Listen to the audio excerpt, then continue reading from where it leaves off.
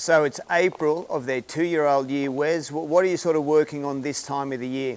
But for right now, I mean, I really just try to stick to the basic fundamentals of, John Burgess, he told me one time, he said, you go to stop, you stop to draw, you draw to turn, you turn to go.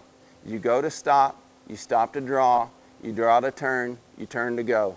And so anytime that I tell myself that on the daily basis, at some point, I'll get in a little spot where I'm getting too nitpicky about things that I don't like the feel of, and then I just tell myself, well, something that my father-in-law told me one time, and he said, Buster, that the importance that he saw in riding those horses outside was that, you could pick a windmill out down there and just ride to it and not be thinking about your horse. So he said, even though we're riding in the arena, and I do this a lot while I'm riding in here, like I'll just look out over the fence like I'm trying to ride over there to that water tower and just try to get my mind away from the horse and away from here. Are you looking for a specific feel there, Wes? Yeah, I'm wanting her to this mare's a little straighter feeling, which I don't mind. That's just her. She's always going to feel like that. But I'm just trying to get her to just to bring her nose right there and get a little softer right there, and her withers to stay up, and then her to get this hind leg out of the way. And Andrea Frappani come and rode some colts one day over here, and I was asking him about turning the horse around, and he said he tries to think about this. Right here, as I'm riding up to this flag, I'm just wanting her to get engaged, right off. And so, but I'm not going to beg her to be here. Like I'll start off like she looks off right there, and so I just go up there and let her look off and make that mistake, and then I just bring her back to it. And I'm very much trying to think about what I want my show horse to feel like, even at an early stage. Like I don't want to beg them to stay on this line. Like she's staying on the line good. As I get right here, she steps off right here. And so so this is something that, I don't know, it's been maybe 5 or 6 years ago. I was at the horse show there in Fort Worth. I was in the practice pen, and Gary Bellenfant, he was in there working a horse of his. And Gabby, his wife, she was up there, ready to turn back for him. And Gary Gonzalez and I were just sitting outside that pen 3, waiting our turn to go.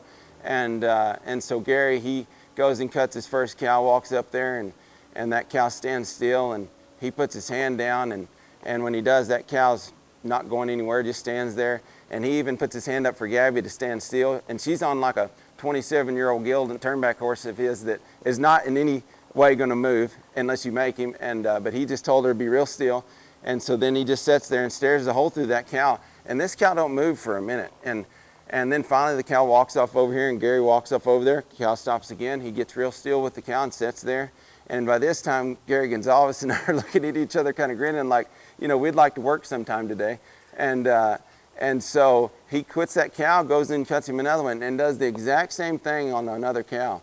And it would walk along there every so often, but for the most part just stand still, and he would just sit there and stare a hole through that cow. And he goes back and cuts his third cow. And when he drives that thing up there, he just gab a little nod. She just barely stepped towards that cow, and that cow got it on right there. And this horse could not have been more perfect. I mean, he run into that stop as pure, got just as still as he did when that cow was standing still, going at a fast speed. And that really just gave me the revelation that, the importance of just going and just hitting the bottom of that stop and getting completely still with that cow, and allowing the horse to have the thought, do you want to think away, or is there anything else on this earth that's more important to you right now than that cow? And I think that's what, I got to talk with Gab today actually about that, because I was just wondering about, because that's the sad thing is I never went to Gary and asked him about that, why did you do what you did? And so I got to talk to her about that today, and she just shared the importance, of doing that, and that he just wanted to allow those horses to think on their own, and to really feel like it's their commitment to be there with that cow versus him doing something to them to make them be there. And it's just really allowing that horse to go through that thought process on their own. And the moment I will never forget is when he finished that third cow and that horse got it on, Gary, he just took his hat off and tipped it to Gary Gonzalez and I.